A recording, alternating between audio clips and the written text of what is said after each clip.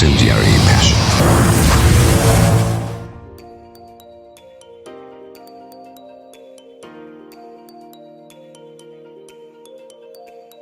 En el mes de marzo, el presidente de Estados Unidos, Ronald Reagan, al describir a la Unión Soviética, dice que el Kremlin comandaba un imperio del mal.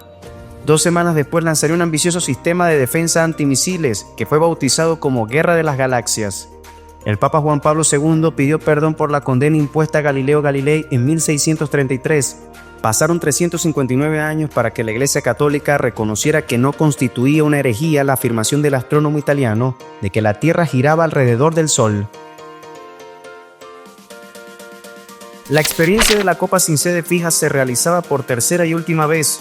Se llegó a asomar la posibilidad de que en lugar de 2 semifinales se disputara un cuadrangular de todos contra todos en una sola plaza, con Río de Janeiro y Caracas como principales candidatas.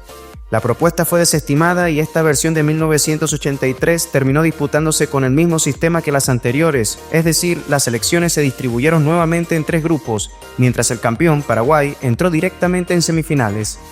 En lo que debe considerarse un error de la organización, no se siguió el ejemplo de los mundiales de instaurar la definición desde el punto penal en caso de igualdad de puntos y diferencia de gol en las fases de eliminación directa, por lo que nuevamente una semifinal se decidiría por sorteo. El grupo 1 quedó conformado por Uruguay, Chile y Venezuela. De antemano se sabía que celestes y australes se disputarían el cupo a la semifinal. No obstante, el papel de los venezolanos, como se verá más adelante, sería clave en la definición de la zona. Por lo pronto, en los enfrentamientos entre las selecciones que disputarían el pase a semifinales se repartieron triunfos. En Montevideo, en un choque donde se pegó mucho y se jugó poco, los celestes vencieron 2-1 a Chile. El técnico charrúa Omar Borrás declaró: "Debimos golear y al final casi nos empatan", y agregó que los chilenos solo se habían dedicado a golpear. Si tal como dijo Omar Borrás, los de la Roja se habían excedido en la pierna fuerte, en Santiago los uruguayos redoblaron la apuesta. Antes de los 10 minutos dejaron claras sus intenciones. Primero un planchazo de Jorge Villazán, que el árbitro argentino Teodoro Nitti no sancionó con la tarjeta roja que merecía, y después un patadón de Wilmar Cabrera. Sin embargo, la falta más alevosa fue el codazo con el que Walter Oliveira le fracturó un diente a Oscar Arriaza. Como estaba dentro del área, era penal expulsión, pero el referee no vio o decidió ignorar la agresión. Aparece Soto. Con problema. Rodríguez, hay un codazo ahí. Hubo un codazo en perjuicio de Arriaza del jugador Walter Oliveira. Acevedo. Reiteradamente el tape, acá no nos ponemos la camiseta, las consecuencias en el rostro de Arriaza están nítidas y claras, y ahí va el codazo de Oliveira con el brazo derecho en el rostro del delantero chileno. Eso es penal y expulsión al mismo tiempo, que el señor Nitti ha pasado por ahí. En el segundo tiempo las infracciones fueron menos violentas, pero Eduardo Acevedo puso a volar a Juan Carlos Letelier y Néstor Montelongo hizo lo propio con Luis Rojas. En lo estrictamente futbolístico, los de la Roja fueron claramente superiores y abrieron temprano el marcador con algo de fortuna cuando un remate de Rodolfo Dubó golpeó en un defensor y el desvío descolocó al arquero. Otra vez Espinosa. Atención, Dubó.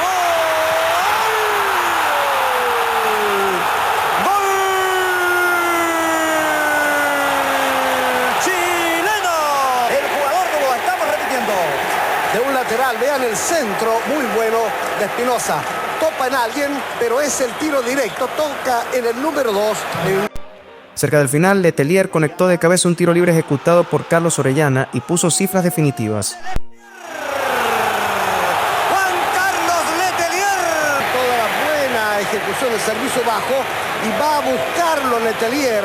Va a buscarlo ese lance extraordinario. Otra posición para el gol. Nada que hacer. Ahora bien, con las lógicas victorias de estos dos conjuntos como locales ante Venezuela, 3-0 los uruguayos y 5-0 los chilenos, la diferencia de goles favorecía a los australes previo a la visita que ambos debían hacer a Caracas. Tiro violento. ¡Gol! Juan Carlos Letelier. Espinosa. ¡Gol! Fue solo un remanso antes del partido jugado ese 11 de septiembre de 1983 en el Estadio Nacional. Pero antes de referirnos a esos encuentros, es oportuno retroceder al enfrentamiento entre Uruguay y Venezuela en Montevideo. Ganaban los celestes cómodamente cuando después de derribar a Luis Acosta, el venezolano René Torres, como si fuera un Pac-Man, buscó un nuevo objetivo para voltear. Para mala fortuna de Fernando Morena, él era el más cercano y se convirtió en la víctima de un terrible planchazo a la altura del peroné. Cuentan que se sintió un ruido seco, como si se quebrara una madera, El Centenario enmudeció temiendo lo peor, y el miedo del público se confirmó cuando llegaron los compañeros al lugar donde el goleador yacía tirado en el césped. Los gestos de los jugadores tomándose la cabeza mientras pedían a gritos la camilla dejaban clara la gravedad de la lesión. A todo esto, el árbitro, quien solo había marcado la infracción sin amonestar, cuando vio las consecuencias del planchazo le mostró la tarjeta roja directa a Torres. Seguidamente, varios jugadores charrúas lo corretearon con la intención de agredirlo, lo que no llegó a ocurrir. El enojo contra los visitantes también se hizo sentir entre los hinchas celestes que querían vengar la fractura de tibia y peroné sufrida por su ídolo, lo que obligó a los venezolanos a permanecer 4 horas en las instalaciones del Centenario.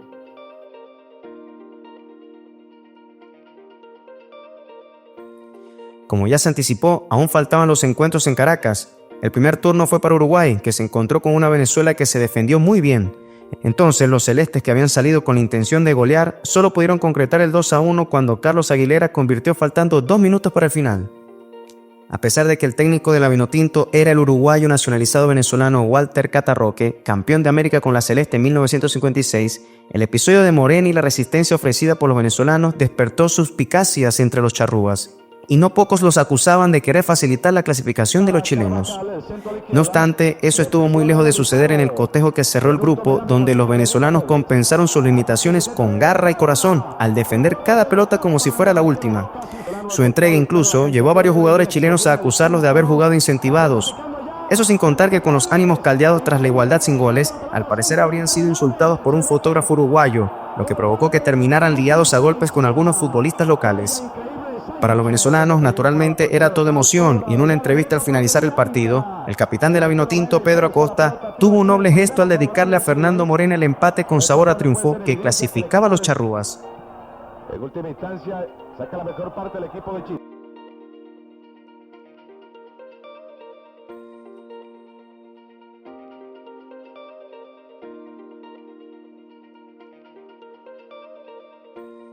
Mientras esto ocurría en la noche de Caracas, los jugadores de la selección uruguaya que estaban en una mini gira dormían en la madrugada de Escocia.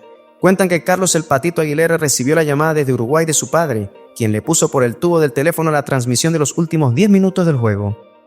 La noticia corrió como reguero de pólvora y poco a poco la habitación del Patito se fue llenando de gente queriendo enterarse de lo que sucedía en Venezuela, y a todos el goleador les decía que Chile ganaba 1-0, un resultado que los dejaba eliminados.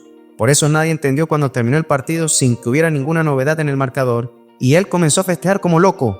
Después, lógicamente, todos se unieron a su alegría cuando Aguilera les explicó que en realidad el encuentro había terminado empatado y habían clasificado. En Uruguay, el pase a la semifinal lo tomaron como un milagro, y así lo reflejó un matutino de Montevideo al titular: "Gracias Venezuela por el favor concedido". Otra vez el grupo 2 quedó conformado por Argentina y Brasil, a los que en esta ocasión acompañó Ecuador, cuya actuación sería clave en el desenlace de la llave. El Estadio Atahualpa de Quito recibió los 2 encuentros que abrieron el grupo. El primero frente a Argentina, donde Carlos Salvador Vilardo hacía su estreno oficial como técnico del albiceleste. Amén de los nuevos valores, destacaba en la selección la ausencia de Maradona, la cual perduraría hasta 1985. A pesar de que los meridionales habían generado numerosas opciones y solo la actuación de Nery Pumpido les había impedido abrir el marcador, fue la visita la que se puso arriba a través de Jorge Burruchaga. Ya en la segunda parte, otra vez el jugador de Independiente, con un golazo de tiro libre, logró una ventaja que parecía definitiva. Que estaba conquistando injustamente el equipo argentino. Carlos Gorosabel, armas, y se pierde una nueva oportunidad del equipo nacional. Llegada de José Volter Villafuerte, equipo adversario, ratificando lo que ya habíamos mostrado en nuestro programa Acción. En la segunda etapa, a los 6 minutos, Burruchaga coloca el 2-0. Tiro potente, una barrera. Aún con la suerte en contra, los ecuatorianos no desmayaron y pudieron lograr el descuento con un disparo furibundo de Galo Vázquez. Después de eso, un remate a colocar de Alejandro Sabela que dio en el palo pudo liquidar el juego. Pero cerca del final, José Jacinto Vega terminó haciendo justicia al cobrar una falta directa con un cañonazo inatajable para Pumpido. Llevándose la pelota. Y aquí Sabela, a los 40 minutos del segundo tiempo, está a punto de colocar el 3-1, lo que habría ratificado la fortuna de los argentinos y la injusticia en el marcador. Sin embargo, cuando prácticamente el partido estaba al llegar a su final, José Jacinto Vega derrota a Pumpido. Cuando los ecuatorianos recibieron al renovado Brasil, los visitantes tuvieron su mejor andar hasta promediando la primera etapa, lapso en el que generaron varias chances, inclusive la que propició el tanto de Roberto Dinamita, quien aprovechó una grosera falla del arquero Carlos Delgado. Después los meridionales tuvieron el dominio del juego, pero fallaron en la puntada final. 13 años y 13 partidos, con 8 derrotas y 5 empates, tenía Argentina sin poder ganarle a Brasil. Pero si había un hombre capaz de romper ese maleficio era su técnico Carlos Vilardo, un cabulero de ley. Los albicelestes salieron con un planteamiento precavido, aun cuando con el transcurrir del partido comenzaron a animarse y el Scratch sufrió un par de sustos. El primero de ellos se produjo tras el lanzamiento de un córner que fue conectado con el pie por Burruchaga y Junior salvó sobre la línea. La otra opción fue tras un error de su arquero Leao que le dejó servido el balón a Ricardo Gareca, quien desde el borde del área chica remató sobre el travesaño. A los 10 minutos del segundo tiempo, Gareca recibió una habilitación de Burruchaga y esta vez el flaco no perdonó al soltar un derechazo sobre la salida del arquero. Después el propio Burruchaga perdería un gol de manera increíble. Finalmente los gauchos pudieron festejar el triunfo y rompieron así lo que parecía ser una macumba brasileña. Saiu do Moser, fez o cruzamento, o Leão não achou nada, mas tocou na bola o suficiente. Por lo mostrado en cancha, Brasil le hacía precio a Ecuador cuando al terminar el primer tiempo vencía solo 1-0. La historia cambió en el complemento, pues en apenas 15 minutos los auriverdes le metieron 4 tantos más para redondear una goleada que pudo ser peor. Para colmo, en el último minuto los meridionales desperdiciaron un penal. Cruzamento, Roberto, olha a chance com o Éder, pé direito, bateu, mergulha, Roberto de novo, limpou, cutucou, gol! Ainda Renato do São Paulo faz bom toque para Éder, vai arriscar, o goleiro está fora, lançou, gol!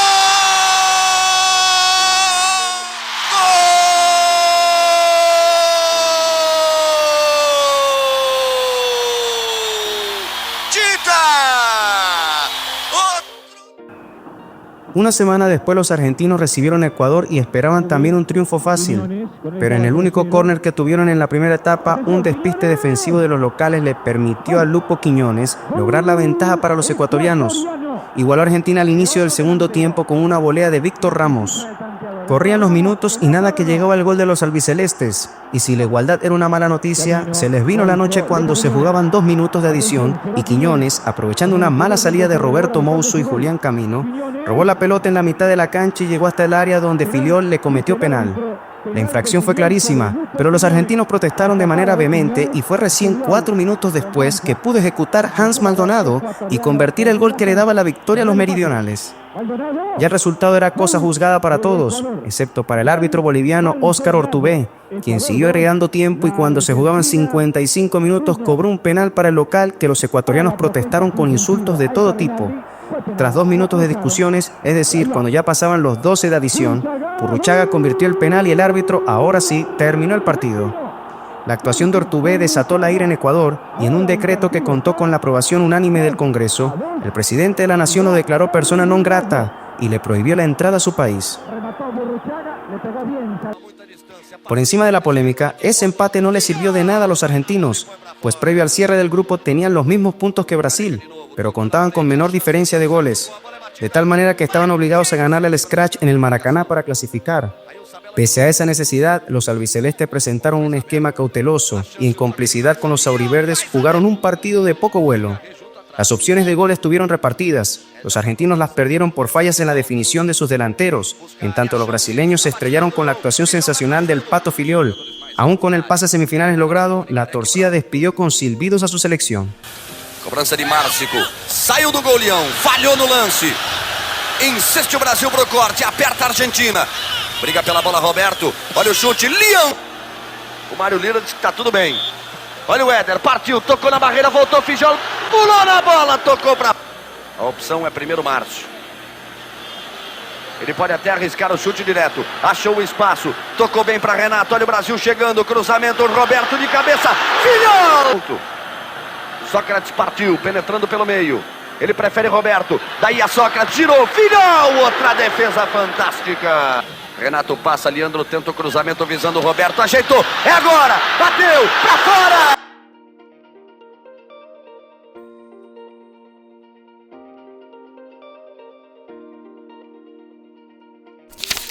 Los finalistas de 1975, Perú y Colombia, tenían como compañero de llave a Bolivia en el grupo 3. No pudo ser mejor el estreno de los neogranadinos. En el encuentro que abrió fuegos vencieron 1-0 como visitantes a los del Altiplano. El gol lo convirtió Alex Didi Valderrama, primo del famoso Carlos Pibe Valderrama. Sin embargo, las acciones de los colombianos comenzaron a bajar en su visita a Lima. Allí los esperaba un conjunto peruano que tuvo en José Velázquez su principal generador de fútbol. Precisamente fue el volante central el que a los 77 minutos arrancó en su campo y fue dejando rivales en el camino hasta el borde de la semiluna del área. Entonces, mostrando toda su categoría, habilitó a Franco Navarro, quien tras un recorte lanzó un remate ajustado al palo que selló la victoria peruana. Si de alguna manera los incas habían sacado un triunfo de la galera en las postrimerías frente a Colombia, en su visita a Bolivia rescataron un punto de oro. Faltaba solo un minuto cuando otra vez apareció Franco Navarro para en esta oportunidad lograr el dramático empate. Cruzando toda la cancha y por la tranquilidad para definir de Franco Navarro. Otro jugador hubiera rematado de primera. Él alarga la acción, confunde al arquero, lo desacomoda. La cuarta fecha sería clave para definir el grupo cuando Colombia recibió a Perú. A los 69 minutos, Fernando Fiorillo, ya dentro del área, amaga un pase a la derecha y saca un remate que sorprende al arquero Eusebio Acasuso. Era el 2-1 que volteaba el marcador a favor de los colombianos. Una victoria parcial que le permitía comandar el grupo al equipo dirigido por Efraín el Caimán Sánchez.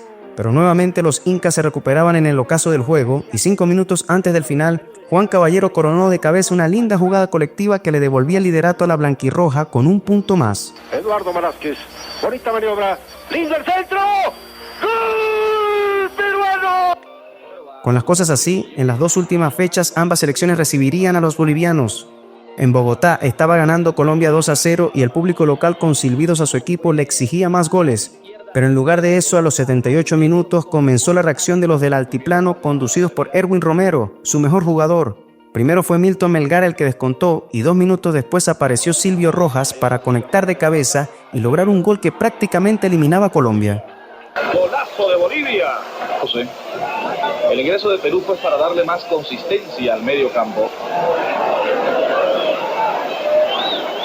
Y Guarán también está calentando. Nervioso el Caimán. Golazo. Golazo espectacular. Bolivia. En efecto, en la última fecha Perú necesitaba solo de un empate para pasar a la semifinal. Y a los 21 minutos ya había anotado a través de Germán Leguí y Caballero. En el segundo tiempo Bolivia descontó, pero nunca puso en riesgo el pase a la semifinal de los peruanos.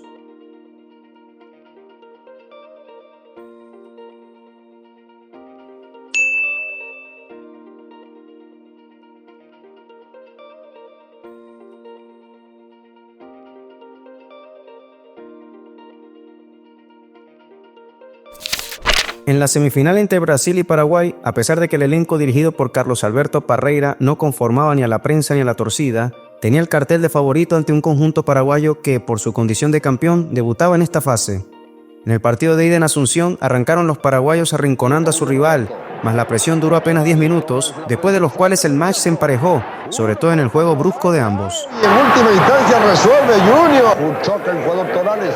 La proyección de Paolo Roberto, cabezazo que falla ahí cuando se zamuía.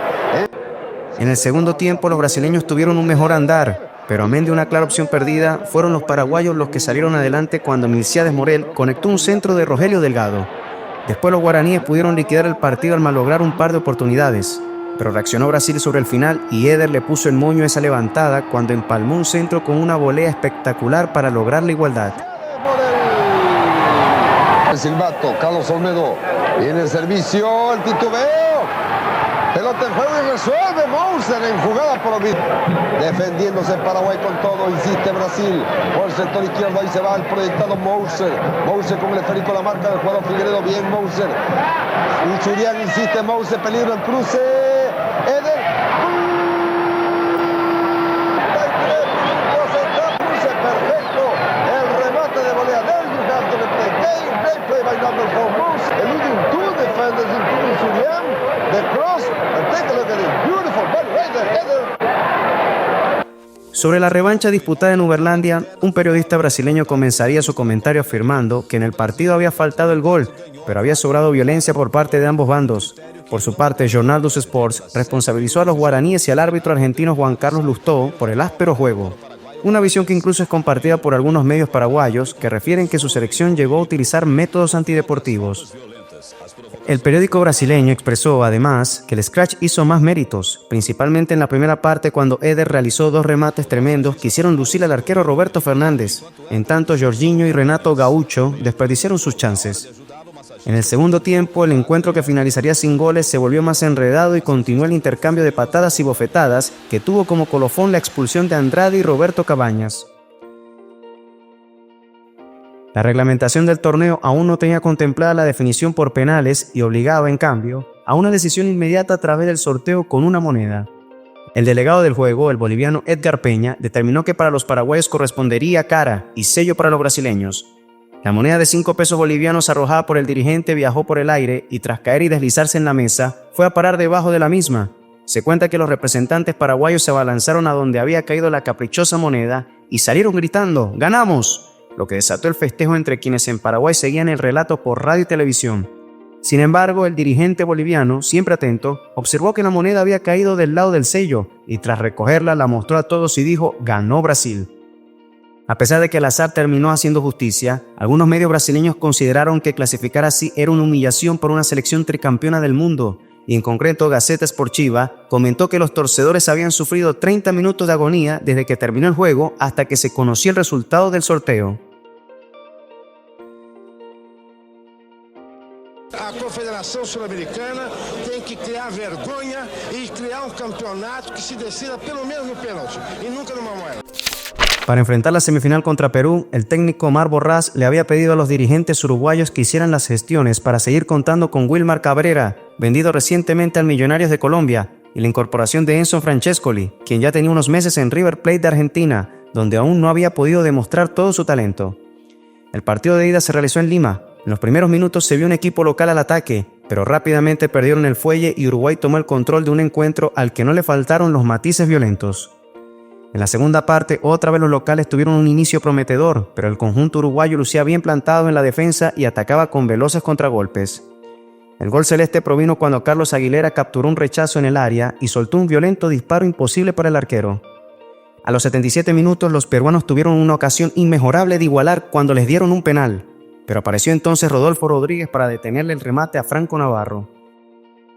El encuentro de vuelta lo empezó ganando la visita con el tanto de Malásquez a los 23 minutos del primer tiempo y al inicio de la segunda etapa, Wilmar Cabrera, con un gran cabezazo, logró el 1-1 definitivo.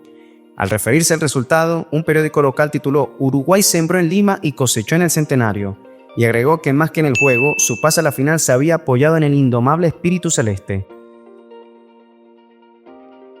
Previo a la final, en Brasil preocupaba la sequía ofensiva del Scratch. En sus últimos 4 partidos de la Copa había convertido un solo gol.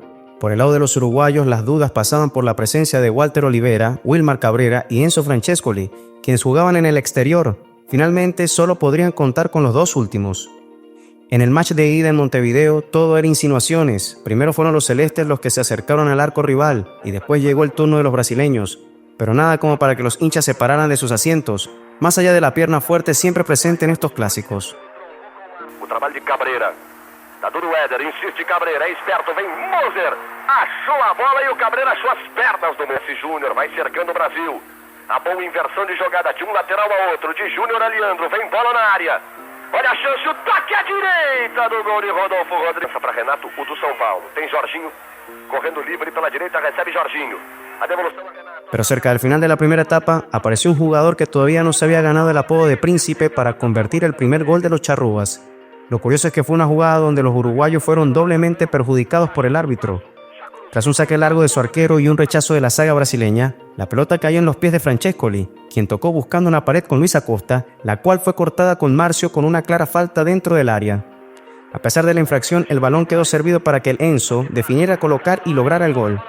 Sin embargo, el referee, en un doble error imperdonable, no solo no dio la ley de ventaja, sino que cobró la falta fuera del área. Naturalmente, no faltaron los reclamos de los charrúas, pero no había nada que hacer para remediar esa injusticia. Perdón, sí había algo, y lo hizo Francescoli al clavar un golazo de tiro libre que dejó parado al arquero Leão. A decir verdad, no fue al único que sorprendió, pues las cámaras en ningún momento llegan a registrar la trayectoria de la pelota. Com muito carinho, Gonçalves também por lá, Leão preocupado. Vão 7 jogadores do Brasil para a barreira. Gonçalves reclama que a barreira está andando, que está próxima à bola. Vai Francescoli no capricho, bateu o Leão, foi nela. Gol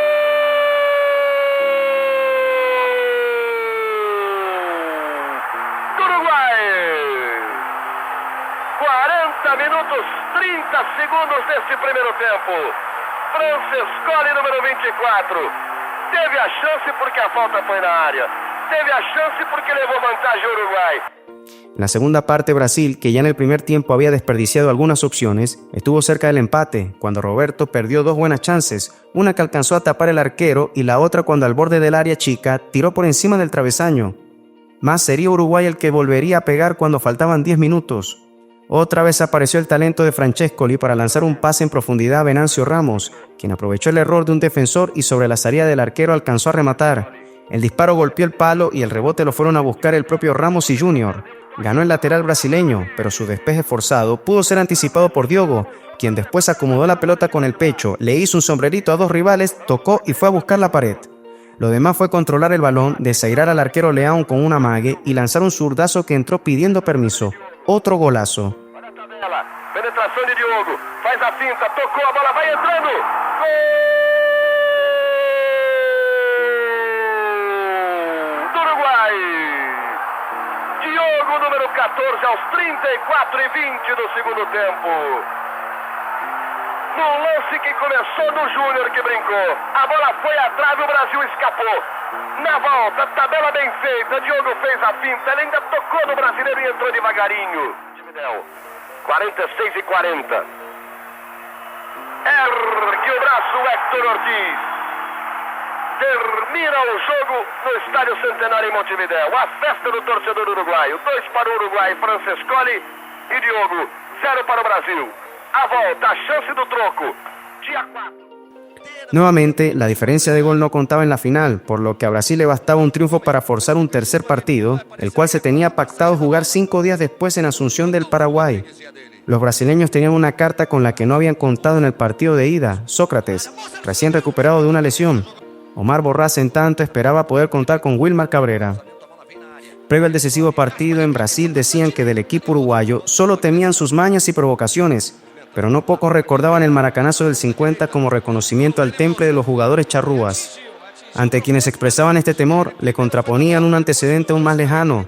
El único título que habían decidido mano a mano en el antiguo campeonato sudamericano lo había ganado Brasil en 1919. Los locales salieron decididos a buscar el partido jugando mayormente en campo rival y generando, con los centros como herramienta principal, varias situaciones de riesgo para el arco defendido por Rodolfo Rodríguez. Como para no dejar nada librado al azar, también le cayeron adelante en eso de hacerle sentir el rigor al rival. Y tanto va el cántaro a la fuente, que a los 23 minutos los brasileños lograron la justificada ventaja. Fue tras un tiro libre que Éder cobró con la violencia de siempre. La pelota picó antes de rebotar en el pecho de Rodríguez y cayó en los pies de Jorginho, quien convirtió por debajo del arquero. Golpeado en la jugada, por un momento todo daba a entender que Rodríguez sería reemplazado, lo que finalmente no sucedió.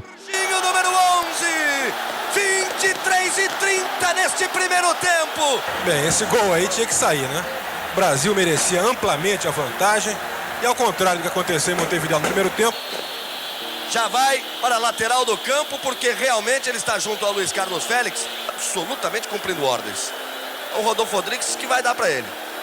La segunda parte también comenzó con el protagonismo de Brasil, que estuvo muy cerca de convertir en una jugada algo confusa que fue anulada por el juez. Com isso. Rodolfo Rodrigues está preocupado, olha a cobrança, o toque. A bola não entra, bate no goleiro, o Diogo tira de qualquer maneira. Outra vez Éder, gira bonito, o Brasil aperta a girada. Aí não vale. O impedimento foi de Sócrates. No lindo giro pro gol. Sin embargo, poco a poco los uruguayos, que armaron un verdadero frontón en su saga, se fueron animando más y faltando 13 minutos en la hora de los héroes, Venancio Ramos se eludió a su marcador y desde la derecha envió un centro perfecto para la entrada de Aguilera, el mismo que ya le había convertido tantos decisivos a Venezuela y Perú. Valga la descripción de los uruguayos para contar el lance. El Patito logró saltar entre los zagueros brasileños a los que les llegaba a la cintura y convirtió un gol de cabeza increíble. Pela ponta, ele é esperto, sai de Júnior. Tira o cruzamento, todo mundo sobe, o toque de cabeça e o gol do Uruguai. Não deu para o Leão pegar no cruzamento que veio de Venancio Ramos lá pela ponta direita. Aí a repetição do lance para você. O Venâncio tirou o cruzamento. Aguilera subiu, meteu a cabeça na bola. Leão foi com a mão direita, tocou, mas não. De esta forma, nuevamente los celestes amargaban a los brasileños en su casa y la torcida tenía que presenciar cómo le daban la vuelta olímpica en la cara.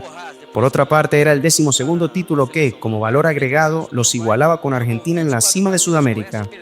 El diario El País resumió así la histórica conquista del fútbol uruguayo. El cabezazo de Aguilera selló otra hazaña celeste en Brasil. Na partida na Fonte Nova em Salvador. Para o Brasil, para o Uruguay. De América, amigos.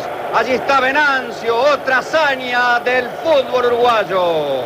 Uruguay en Brasil, en el estadio Fonte Nova, logra otra vez el título de mejor de América frente a la selección. Porque Wilmar Cabrera sabía que hoy la selección de Uruguay iba a conquistar la Copa América. Y allá va Borrás al frente de sus muchachos. Tanta crítica para el técnico de Uruguay. Y nos trae de vuelta la Copa América tan ansiada para las selecciones. Allí va Guarino con la alegría de un integrante más, de un hincha más de esta selección. Barrios. El uruguayo Enzo Francescoli fue nombrado el mejor jugador, mientras que 3 hombres compartieron el título de máximos goleadores: el argentino Jorge Burruchaga, el brasileño Roberto Dinamita y el uruguayo Carlos Aguilera.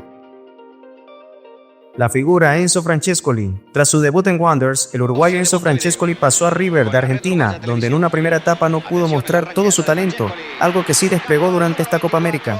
En 1984 cambió su historia en Argentina y el Enzo comenzó a mostrar su estirpe de crack, no solo dentro de una cancha, sino también fuera de ella, lo que le ganó el respeto de toda la afición, incluso de sus máximos rivales. Jugó y se destacó en Francia e Italia, pero en su vuelta a River tuvo sus años dorados cuando revalidó su apodo del Príncipe y se convirtió en uno de los máximos ídolos de la hinchada riverplatense de todos los tiempos.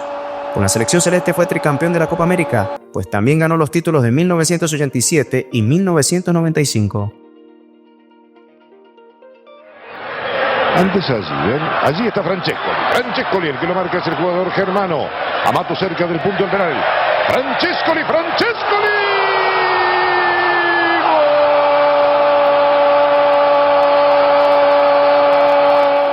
Allí va el maestro. El Enzo.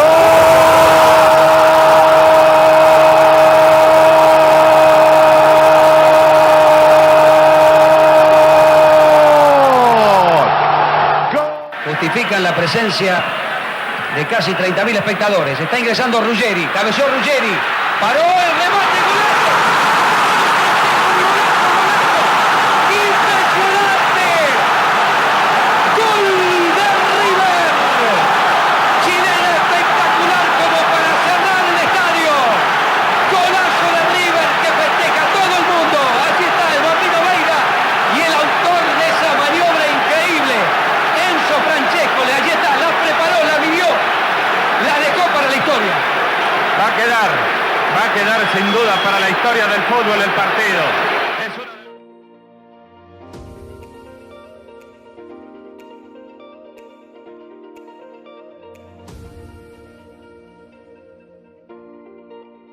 Suscríbete y disfruta de nuestras historias.